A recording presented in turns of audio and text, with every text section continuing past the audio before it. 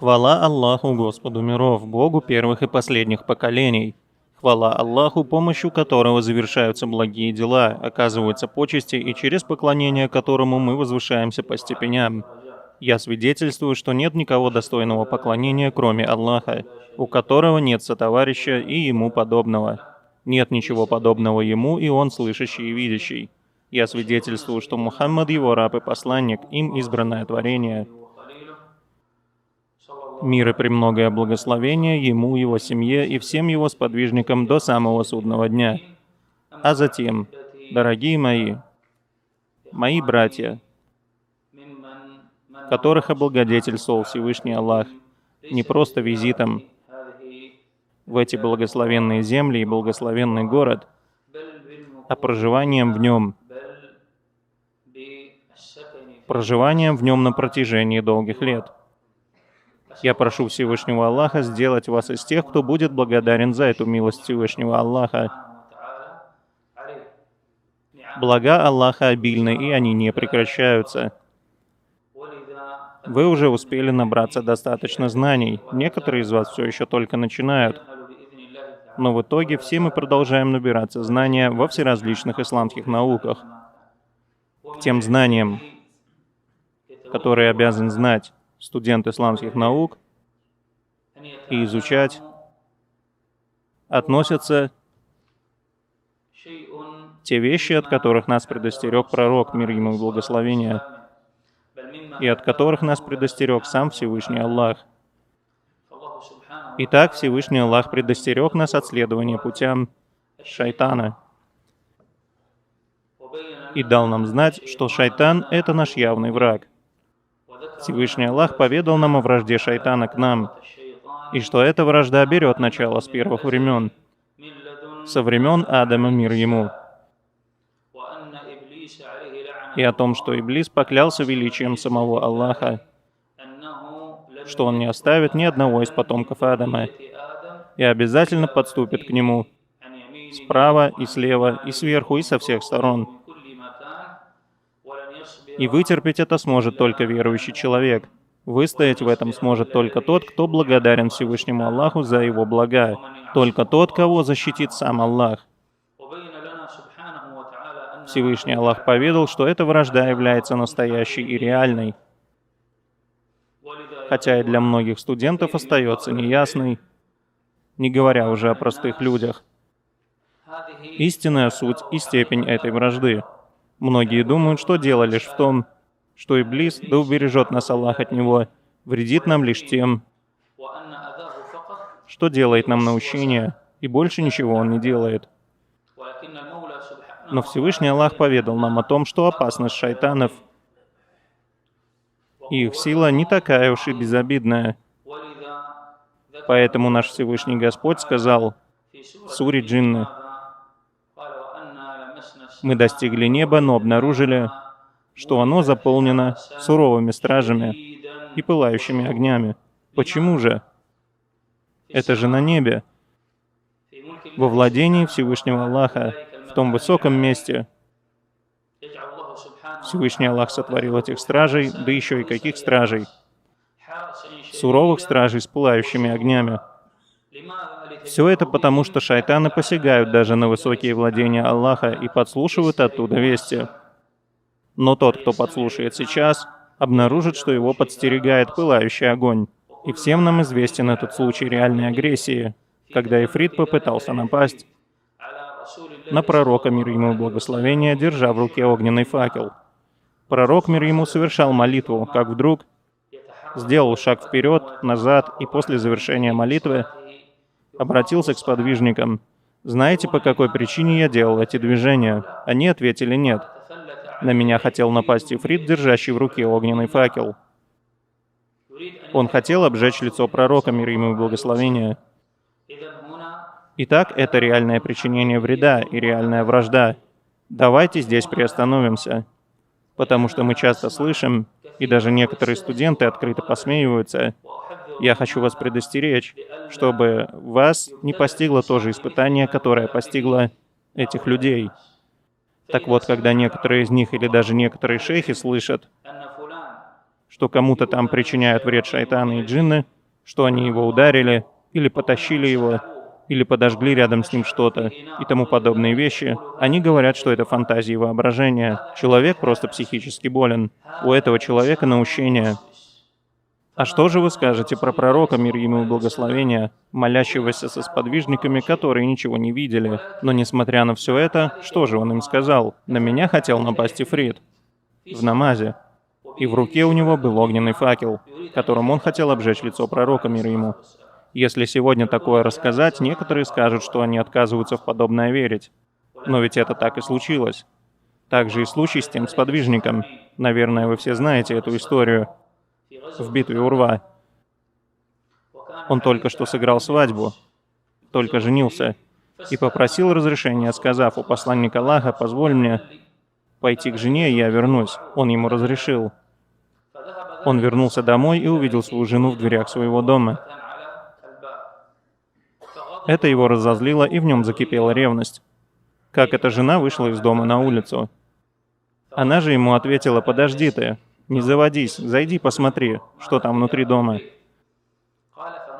Он зашел и увидел на кровати большую змею. Тогда он взял свое копье и бросил его в эту змею. После чего не смогли разобрать, кто из них умер первым, он или эта змея. Эта весть дошла до посланника Аллаха, мир ему и благословение Аллаха. Что ответил правдивый пророк? Сразу же: в Медине есть джинны, принявшие ислам. И если вы увидите подобных змей, просите их уйти 3 дня. То есть он пояснил, что причина в том, что убитый не попросил эту змею удалиться, а сходу бросил в нее копье, не предупредив ее и не окликнув: «Уйди от нас, не появляйся у нас». Вам понятно? Значит, это реально ощутимый вред. Почтенный сподвижник. Величие сподвижников известно, его не нужно объяснять. Это лучшие люди после пророков, избранные Всевышним Аллахом. В этот день он помогал вести бой. Он попросил пророка, мир ему, отойти, чтобы вернуться опять на свое место. Так что же с ним случилось? Он защищал себя, он поминал Аллаха. И все равно с ним это случилось. Да и сам пророк, мир ему, был в молитве. В момент, когда он обращается к Господу миров. Человек, имеющий наивысшую степень веры. И все же на него совершается это нападение и попытка причинения вреда. Поэтому следует понимать все правильно. На многих уроках и лекциях вы можете слышать, что если человек защищается, с ним ничего не может произойти. И если они слышат, что с кем-то что-то произошло, они говорят, что ему привиделось. Я отвечу вам, это не так. Это верно, что Всевышний Аллах защищает слугу, который живет поминанием Аллаха, который защищается. Будь с Аллахом, и Он тебя защитит. И несмотря на это, как говорят ученые, когда приходит предопределенное, когда Аллах хочет, чтобы это произошло, то что бы ты ни сделал, это произойдет. Ангелы-хранители отступают и пропускают предопределенное, чтобы решение Аллаха исполнилось. То есть, если мы откроем книгу Аллаха и прочитаем ее от Аль-Фатихи и до суры Ан-Нас, после чего с нами что-то случится, мы, верующие, должны будем сказать: мы уверовали в предопределение с его добром и злом. Не говорить, почему меня это коснулось. Зачем тогда вообще защищаться? В чем смысл того, что я прочитал слова Аллаха, а все равно со мной случилось? Мы отвечаем: все это от нашего Господа. Именно поэтому пророка, мир ему, тоже коснулся сихр. И его коснулся вред этого сихра, хотя он защищался. И Всевышний поведал, что несмотря на все утренние и вечерние зикры, зикры входа и выхода, еды и питья, несмотря на все это и на то, как нужно вести себя во время сражения, когда вы сталкиваетесь с отрядом, то будьте стойки и многократно поминайте Аллаха, быть может, вы преуспеете. Несмотря на все это, пророку, мир ему и благословения, рассекли лоб. В сражении при Ухуде он упал в яму. Также у него были выбиты несколько зубов, и он получил несколько ранений, хотя он защищался. Он говорил: «Прибегаю к совершенным словам Аллаха от зла того, что он сотворил, что должно защищать от бед до самого вечера». И все равно Всевышний Аллах пожелал, чтобы то, что произошло, произошло. Поэтому таким образом мы должны исправлять наше понимание вот таких вот вещей. Человек должен понимать, что эта вражда реальна. Что еще относится к этой реальной вражде? Посланник Аллаха, мир ему, сказал: когда кто-то из вас идет спать, шайтан завязывает на его затылке 3 узла. 3 узла. Спи, перед тобой длинная ночь. И когда он просыпается, то есть этот человек, и поминает Аллаха, 1 узел развязывается. Когда он идет и совершает омовение, развязывается другой узел. И когда он встает и читает намаз, развязывается последний. Ан-Навави в своих комментариях в Сахих Муслиму писал: это 3 настоящих реальных узла. Шайтан завязывает их на голове каждого спящего человека каждую ночь. Вы кладете голову, и он принимается за свое дело. И, как известно, узлы — это составляющая колдовства. Значит, это реальная вещь. Пророку, мир ему, сказали о человеке, который заснул и не проснулся для ночного намаза. Он сказал этому человеку: шайтан помочился в ухо. Это не метафора. Один из табиинов говорил, что однажды проснувшись, почувствовал запах мочи. В некоторых хадисах сказано, что шайтан ночует в ноздрях. И есть и другие виды вреда, которые упомянул Всевышний Аллах в своей великой книге, как тот, кого шайтан поразил своим прикосновением. В этом аяте сказано, что шайтан может поразить человека своим прикосновением. Также и реальные случаи воровства. Например, в наше нынешнее время в наших землях люди стали все больше жаловаться на пропажу вещей. Мол, я оставил деньги, и они пропали. Удивительно, но их могли унести шайтаны. И некоторые на это сказали: да что за вздор такой? Я отвечу о хадисе Абу Гурейры, когда он охранял собранную милостыню. Шайтан приходил 3 ночи подряд. Он воровал, а Абу Гурейра его ловил за руку: я отведу тебя к посланнику Аллаха, мир ему. Он отвечал: я покаялся и больше не буду, но приходил опять. В этом хадисе сказано о достоинстве Аятуль Курси. Этот шайтан сказал Абу Гурейре: я расскажу тебе о самом сильном аяте в книге Аллаха. И когда Абу Гурейра рассказал об этом пророку, мир ему, он ответил: он сказал тебе правду, хотя он и большой лжец. То есть налицо реальный вред, воровство из собранной милостыни, которую охраняет сподвижник. Так что же говорить о сегодняшнем дне? Поэтому, мои братья, тот, кто ничего из этого не понимает, говорит: это наущение. Это сказки чтецов. Нет, я говорю, что есть реальные факты. Есть строгие истины, есть реальные происшествия и случаи нанесения вреда, как и многие другие виды причинения вреда шайтанами. Всем нам известна польза чтения утренних зикров и вечерних зикров при входе и выходе. И несмотря на это, пророк, мир ему, говорит: ищите у Аллаха убежище от сглаза, потому что сглаз — истина. Всевышний Аллах поведал нам об опасности шайтана и сказал в Коране: пусти в ход против них свою конницу и пехоту. Ибн Аббас, да будет доволен им Аллах, говорил: у него есть конница и есть пешие.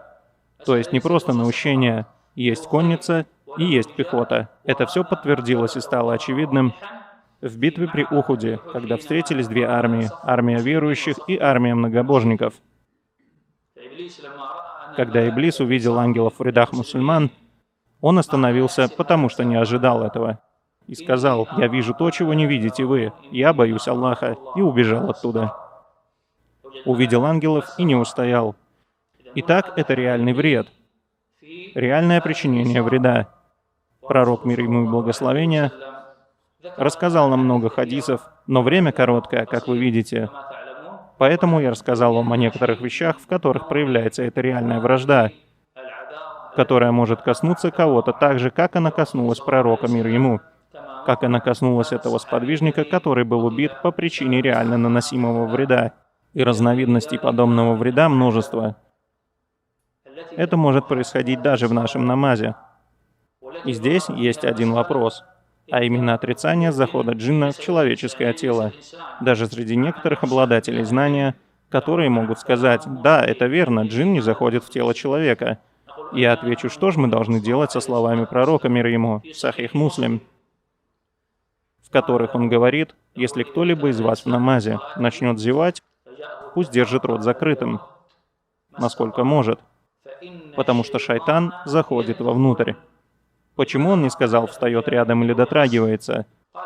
Он сказал «заходит», а заход бывает снаружи внутрь. Также в достоверном хадисе Усман ибн Ас приехал из Таифа и пожаловался посланнику Аллаха, мир ему, на что-то в его груди, на что-то, что дергает его в намазе. Он сказал ему «подойди поближе». Это шайтан. Затем он сжал пальцы в кулак, ударил ему в грудь и сказал «выходи, о враг Аллаха». «Я посланник Аллаха». «Выйди, это откуда? Почему он не сказал «отойди от него» или «не прикасайся к нему больше никогда»? Это же очевидно. В одной из версий сказано, если человек во время намаза зазевал и не положил руку на рот, шайтан начинает смеяться из его нутра. Хадисов много, и они ясные. Их упоминали имам Ибн Ханбаль, Ибн Таймия. А сегодня появляются те, кто хочет оспорить вероубеждение Ахлю Суннати валь Джамаа в том, что джинны способны заходить в человеческое тело. И даже рентген в современной медицине подтверждает этот факт. У человека могут обнаружить сгустки. Может схватить паралич, и будет обнаружена точка в центре головного мозга. Не что-то на поверхности головы или на коже, а внутри. Черная точка, находящаяся в этом месте. Он приходит после руки, после исцеления, и ему говорят, черная точка или несколько точек в том месте исчезли. Значит, это что-то внутри. Или когда больной чувствует, будто что-то шевелится у него внутри, в его сосудах, в его животе, в его ноге. Все это явно указывает на разные виды этого самого внутреннего присутствия. Эта вражда, мои дорогие, продолжается между Иблисом и нами. Она не подобна тем болезням, о которых мы слышим. Коронавирус, вирусы, которые действуют год, два, месяц или два. Нет, от самого рождения и до самой смерти он пытается вам вредить. И в достоверном хадисе сказано, что каждого новорожденного ребенка шайтан ударяет. Причиняет вред ударом. И он начинает кричать. Когда рождается ребенок, он это делает по причине вреда шайтана, который его ударяет со злости и зависти. И до самой смерти он пытается нанести ему вред днями и ночами. Так же, как один из видов, это вред, приходящий со сглазом от шайтанов сглаза и зависти. Также и вред путем сихра. Манипуляции, проводимые сахером при помощи Иблиса, проявляя все больший куфр, с целью навредить пораженному сихром. Он насылает на него различных джиннов, ифритов и прочих шайтанов. Из-за чего все это? Из-за его вражды к потомкам Адама. Поэтому я хочу сказать, что не нужно обольщаться своей верой или своей силой, или говорить, что я учился в исламском университете или я был в Медине. Этот вред не обошел стороной ни пророка, ни сподвижников. И все мы знаем, что испытание человека может возрасти, если станет расти степень его веры. В достоверном хадисе пророка, мир ему и благословение, сказано, «Человека постигает испытание по мере его религиозности». И если его вера тверда, то что, становится легче жить? Нет, испытания становятся труднее. То есть, каждый день я молюсь больше, становлюсь более богобоязненным, более верующим, даю больше милостыни, больше призываю к добрым делам, предостерегаю от грехов, а испытания только растут. Разве мы этого не знаем? Растут. И даже некоторые призывающие братья говорят, я даже и не думал. Думал, один раз что-то случится. Нет, ты делаешь больше, испытания растут. И до каких пор? До поры, когда пожелает Всевышний Аллах. Рай имеет свои степени. Ваша учеба в 1 классе не подобна учебе в 10, и не подобна университету, и не подобна выпускнику магистратуры или докторантуры. Вы поднимаетесь вверх, и ваша квалификация вместе с этим растет. Таким же образом и испытания. Начинается с легкого, ваша вера растет, и испытания начинают расти, и вы поднимаетесь по степеням у Всевышнего Аллаха. Поэтому человек должен быть начеку во всем, что касается этого опасного вопроса. Ведь шайтан может внушить ему, что все это не больше, чем научение. Мы должны просить у Аллаха защиту от шайтана и делать от нас зависящее. Если вы принимаете пищу и не говорите бисмилля, вы тем самым кормите этого шайтана. Пророк, мир ему, поведал нам, что когда человек заходит в свой дом, он должен упомянуть Аллаха. И когда он принимает пищу, он должен упомянуть Аллаха, иначе он позволит шайтану ночевать и ужинать у него в доме. Он также поведал, что когда кто-то роняет кусочек еды на пол, он должен его поднять, очистить от грязи и не оставлять его шайтану. Он рассказал, что шайтан даже может вместе с ним совокупляться с его женой. Это не наущение. Поэтому есть такое дуа: «О Аллах, отведи от нас шайтана и от того, кого ты нам подаришь». Ибн Аббас говорил, он делает это вместе с вами. Ясные слова. И когда рождался у кого-то ребенок с какими-то недостатками или увечьями на его теле, Ибн Аббас это объяснял тем, что его отец не упоминал Аллаха во время зачатия. Этот вред распространен и очевиден в наше время. Вы тоже вернетесь в свои страны и услышите много историй, подобных тем, которые вы слышали. Человек не должен говорить, что все это мифы, что такого не существует, что он не верит в существование подобных вещей. Реальность куда более пугающая, нежели эти примеры. Мы каждый день слышим о таких происшествиях, которые не поддаются разумному объяснению. По воле Аллаха мы начнем, иншаллах, с обязанности, которая лежит на ваших плечах. Я не имею в виду сейчас только ваши страны, потому что это дело, то есть призыв, не ограничивается определенной страной. Хвала Аллаху, сегодня Он открыл нам все горизонты через интернет. Сегодня человек может призывать к пути Аллаха из любой страны, наставлять людей.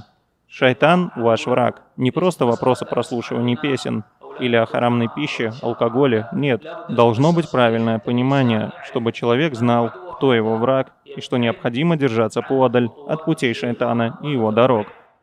Обращать внимание на защиту, на вход или выход из дома, на прием пищи и питья, на то, как брать и как давать. Пророк, мир ему, пояснил, что шайтан ест левой рукой, пьет левой рукой, берет и дает левой рукой. И все же есть те, кому все равно. Некоторые подростки и даже студенты, которые едят и пьют левой рукой, смеются. Берут левой рукой, да, один раз можно ошибиться, но когда это входит в привычку, поэтому один человек сказал, взгляните, около 70% этих людей, делающих что-то левой рукой, не придают этому значения.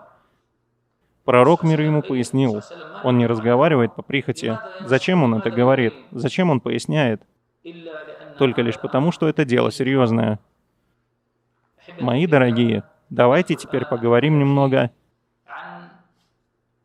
о пророческой медицине. Всевышний Аллах создал нас в этой земной жизни. Он также создал и будущую жизнь, в которой либо мы будем жить хорошо, без грязи, недостаток, болей и болезней, либо же в другом месте, гиене, да упасет Аллах, в которой есть и всякие боли, и болезни, и безнадежность, и страдания.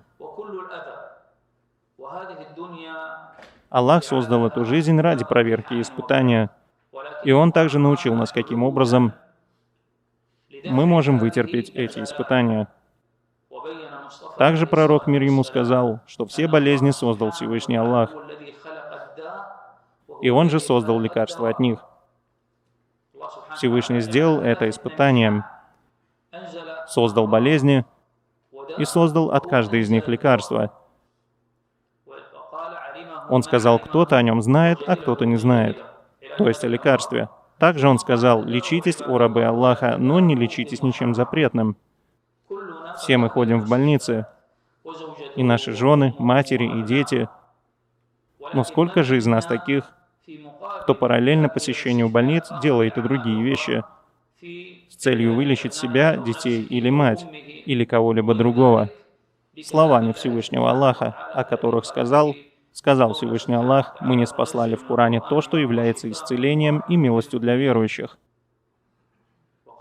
Также пророк, мир ему, сказал и поведал о великой значимости Корана, поведал о значимости многих его аятов, поведал о значимости суры Аль-Фатиха, и что одно из ее имен — это исцеляющее, а также достаточное. Также история сподвижника, который читал эту великую суру, человеку, которого укусил скорпион, ядовитое жало, яд попал в тело.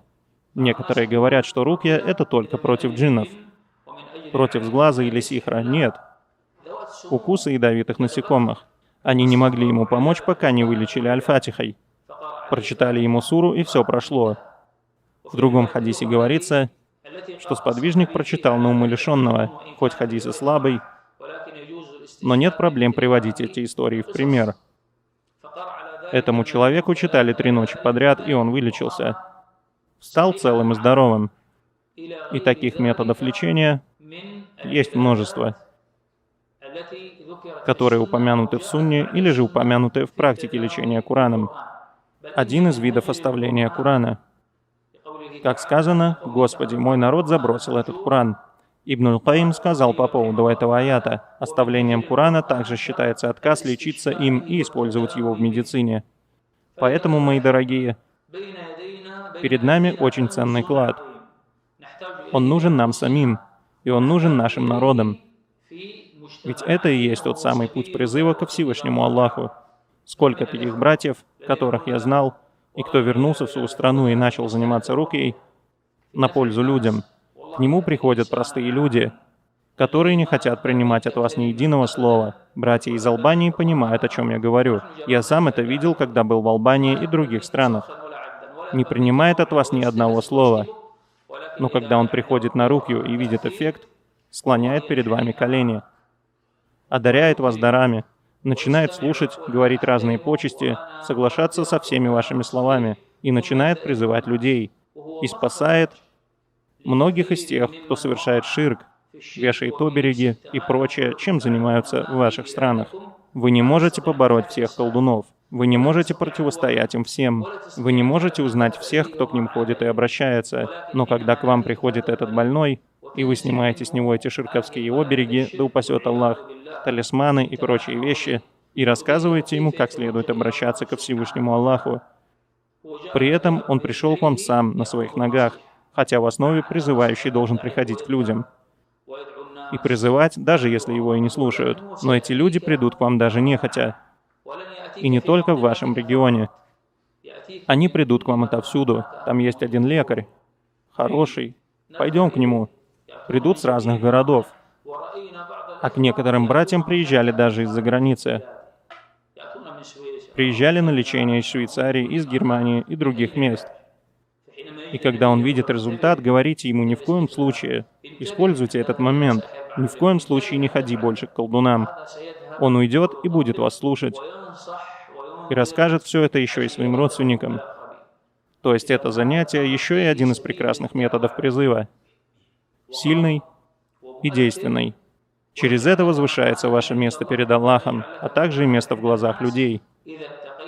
Если, конечно, вы боитесь Всевышнего Аллаха и не превращаете все это дело в показуху и хвастовство. Или как некоторые, которые занимаются этим только ради заработка. Да, это может служить источником пропитания, потому что сподвижник, читавший рукью, тому вождю не соглашался, пока они не договорились об оплате. И договорились на 30 баранов. Даже в некоторых версиях передается цифра в 100 голов. Они просили скинуть, но меньше 30 он не скидывал. Договорились на 30. И когда он вернулся, сподвижники стали думать, можно ли брать деньги за слова Аллаха, не торгуем ли мы ими. Давайте спросим пророка, мир ему. И когда они все вернулись к пророку, мир ему, он спросил, что ты ему прочитал. Он ответил Аль-Фатиху. Еще что-то? Спросил, может, что-то из заклинаний джахилийских времен, которые они читали раньше. Он ответил, нет, только Аль-Фатиху. Никакого ширка. И он сказал, ешь. И добавил, вы поступили правильно. В другой версии говорится, наибольшие права взять цену вы имеете за книгу Аллаха. Наибольшие права взять плату вы имеете за книгу Аллаха. В другой версии вы правы. В другой — лучшее, за что вы могли взять оплату. В другой — наилучшее, за что вы можете взять. После этого некоторые в наше время говорят, и кем бы они ни были, наш учитель — это пророк, мир ему и благословение Аллаха. Говорят, эти люди берут у людей деньги. Это недозволено. Это харам. Тот, кто читает рукью за деньги, у того руки слабые. Кто это сказал? Откуда они это взяли? Не смотрите на человека, который красиво говорит. Смотрите на слова пророка, мир ему. Этот вопрос я еще в 98 году поднимал с профессором Саадом Аль-Хашими в университете. Саад Аль-Хашими известен. Я сказал ему: «Шейх, я хочу правильно понять вопрос». Я сказал: пророк, мир ему, сказал: наибольшие права взять цену вы имеете за книгу Аллаха. Сподвижники были простыми людьми. Они понимали слова как есть, без всяких этих интерпретаций, которые выдвигаются сегодня. Может быть и может быть. Он сказал: да. Я сказал: шейх, вы сейчас говорите, что если вам подарят подарок, можете взять. Но пророк, мир ему, говорит: оплата. То, что я понимаю, это то, что все в этом мире, врач, инженер, работник, учитель, кто угодно, наиболее достойный из всех, кто получает за свое дело оплату, это чтец. Он сказал: да. Он назвал это платой, а не подарком. И сказал: наибольшие права взять цену вы имеете за книгу Аллаха. Так что вы скажете? Он ответил: сынок, я много раз читал этот хадис, но слышу его как будто впервые. Я ответил: я его понимаю так. И он сказал: это правильно, так и есть. Но сподвижник взял эту плату после излечения. Я ответил: шейх, я нашел в книгах ученых по фикху, что они различают два вопроса. Оплата по результату и оплата за работу. Оплата по результату — это я читаю, и если вылечится, я получаю оплату. Это один вопрос. Второй вопрос — это оплата за работу. Я прочту ему полчаса, час, суру Бакара за столько-то, суру Аль-Фатиха 3 раза за столько-то. Все это описано в книгах по фикху. Если вы откроете главу Рукья за плату, вы увидите такие слова: «Прочти мне Аль-Фатиху 7 раз за такую-то цену». Я сказал: и этот вид лучше, особенно в наше время. Почему?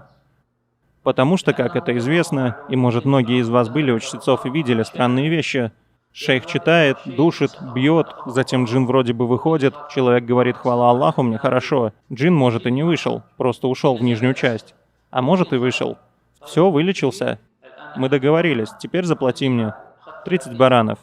Я не хочу брать больше, чем сподвижник. Даже если и время, и жизнь совсем другая. У сподвижников не было съемных квартир, не было счетов за электричество, у них не было детей в платных школах, не было машин, которые ездят на бензине. Они не ездили по больницам и не оплачивали дорогостоящие операции. Вместе с этим он взял 30 голов. И пророк, мир ему и благословения, не сказал ему: почему вы взяли 30? 2 овцы вам бы хватило. Или, как говорят некоторые из числа ученых, чтец должен все это сделать бесплатным дааватом. Почему пророк, мир ему, не сказал это сподвижникам? Сделали бы бесплатно, рассказали бы об исламе, и, может, они бы приняли. Ведь они еще и поели, и попили. Сподвижники. Они хотели поесть и попить.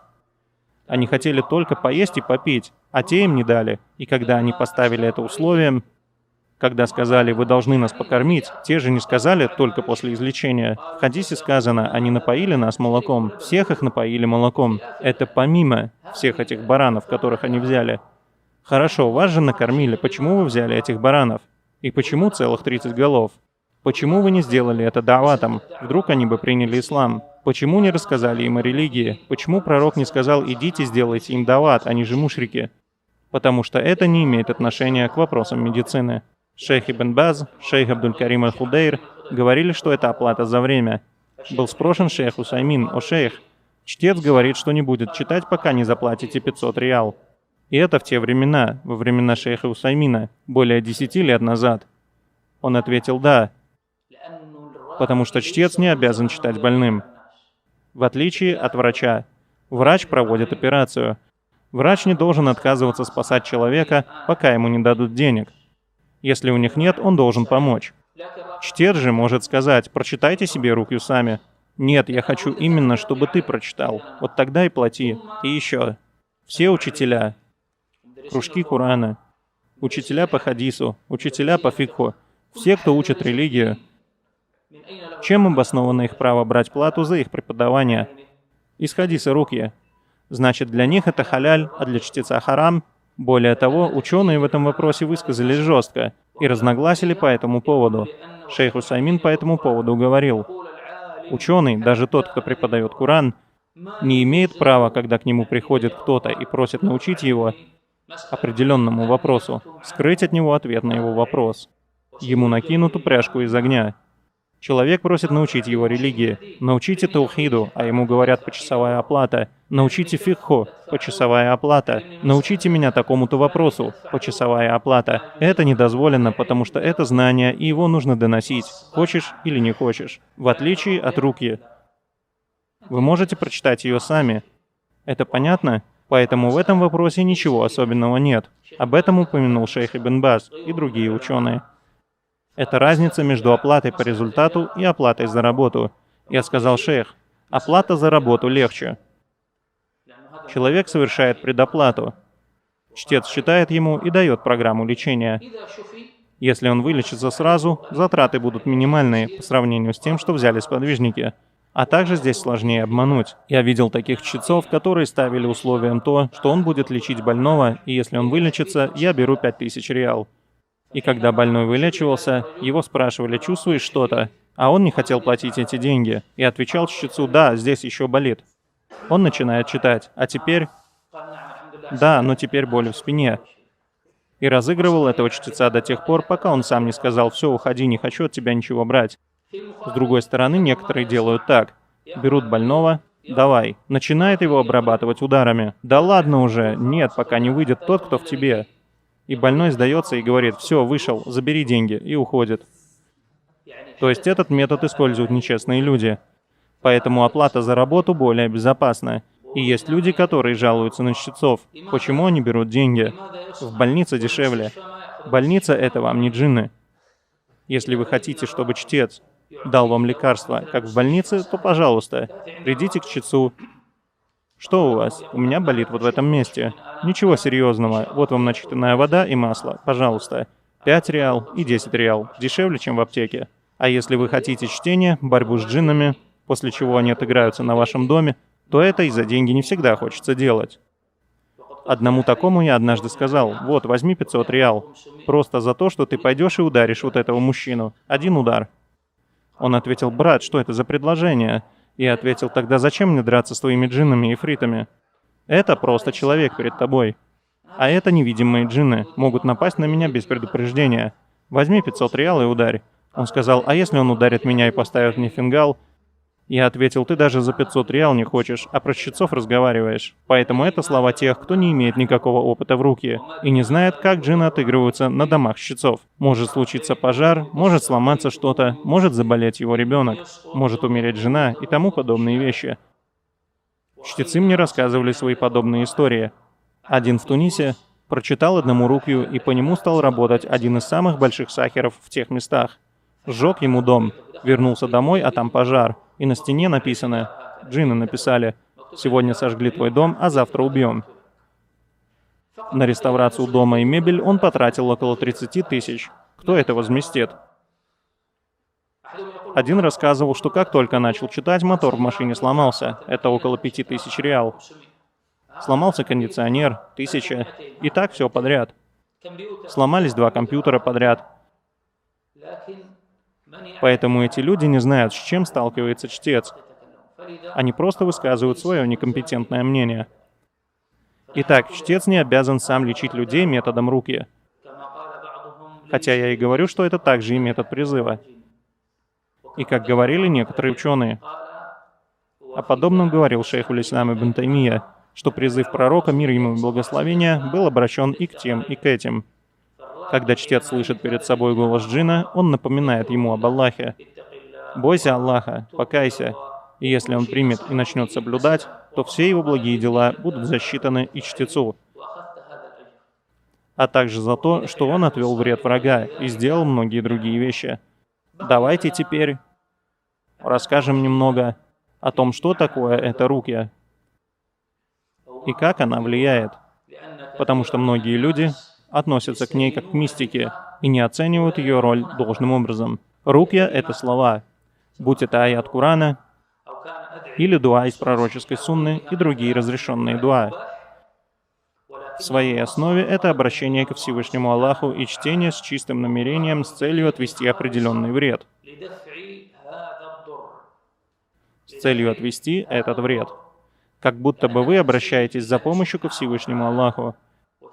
Прибегаете к помощи Аллаха и спрашиваете Его по поводу этого больного. Будь это вы, ваш сын или другой человек, которому причинен вред. С целью отвести этот вред во всем, будь это от джиннов, или по причине сглаза, или по причине сихра, или по причине какой-либо другой болезни, которая нам известна или неизвестна. Итак, рукья — это произносимые слова, дуа, которые произносит человек. В сунне сказано, что сура Аль-Фатиха является рукьей. Также и значимость аятуль Курси, и что шайтаны его не переносят. Также и последние два аята суры Аль-Бакара.